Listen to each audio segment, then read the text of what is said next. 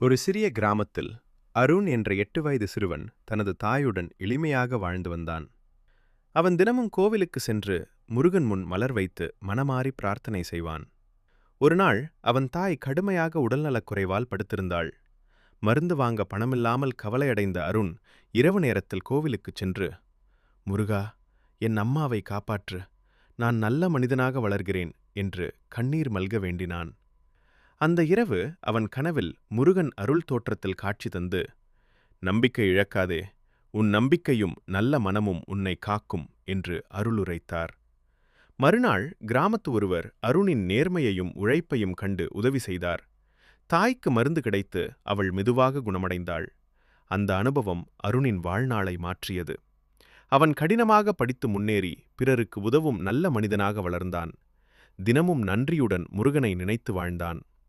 பக்தி, நல்ல மனம் இருந்தால் கடவுள் கண்டிப்பாக வழிகாட்டுவார் என்பதை அவன் வாழ்க்கை உணர்த்தியது.